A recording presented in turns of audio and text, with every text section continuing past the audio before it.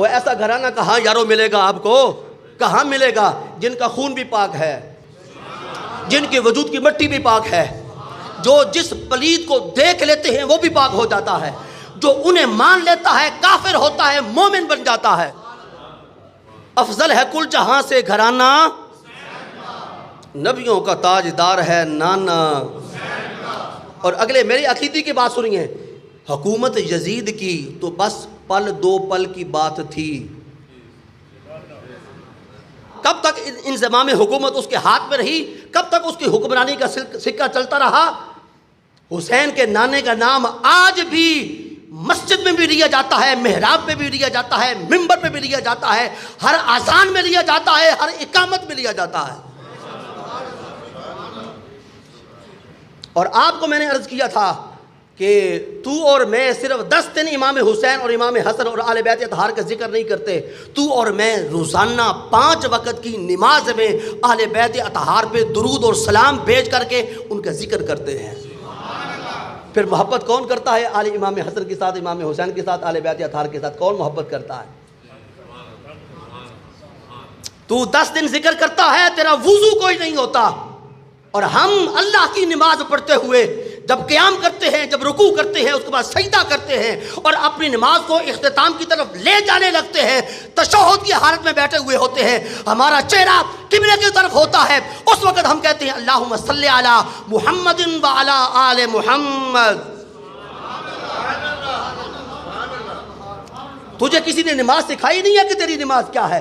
تیری نماز اس وقت تک مکمل نہیں ہوتی جس وقت آل بیت اطہار کی بارگاہ میں تو درود اور سلام کا نذرانہ نہیں پیش کر لیتا، اور نذرانہ پیش کر کے اپنی پیشی اور اپنی حاضری نہیں لگوا لیتا، تیری نماز تو کامل نہیں ہوتی۔ تجھے پتہ ہی کوئی نہیں ہے، تو صبح سے لے کے شام تک کم از کم 5 بار آل بیت اطہار کی بارگاہ میں سلام بھی پیش کرتا ہے، درود کا نذرانہ بھی پیش کرتا ہے۔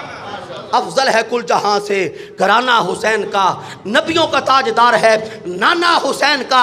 حکومت یزید کی تو بس پل دو پل کی بات تھی، صدیاں حسین کی ہیں، زمانہ حسین کا۔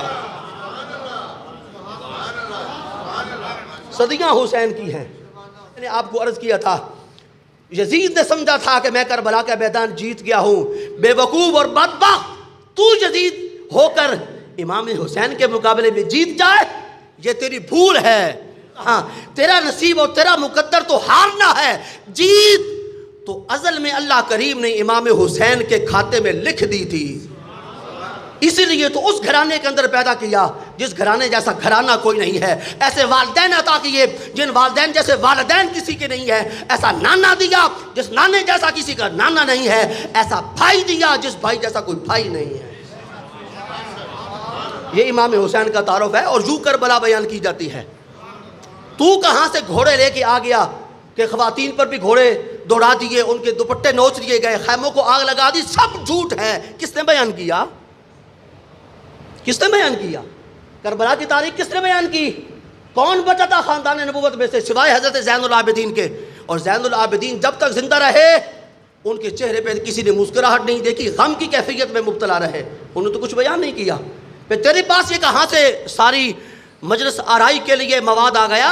یہ مواد جھوٹا ہے۔ میں شروع سے کہہ رہا ہوں امام حسین کو کربلا میں تلاش کرنے کی ضرورت نہیں ہے، امام حسین کی تلاشی کے لیے قرآن کافی ہے۔ قرآن کافی، اس جیسا کوئی کلام ہے؟ اس نے نہیں بیان کیا امام حسین کو، ان کے کردار کو۔ یزید کا کردار مٹ گیا، حسین کا کردار زندہ۔ یزید کا مشن ختم ہوا، حسین کا مشن آج بھی سلامت۔ یزید کی تعلیمات ختم، حسین کی تعلیمات رہتی دنیا تک قائم دائم رہے گی۔ اور اگر میں یہ کہہ دوں تو یہ بالکل بجا ہوگا کہ یزید تھا، حسین ہے۔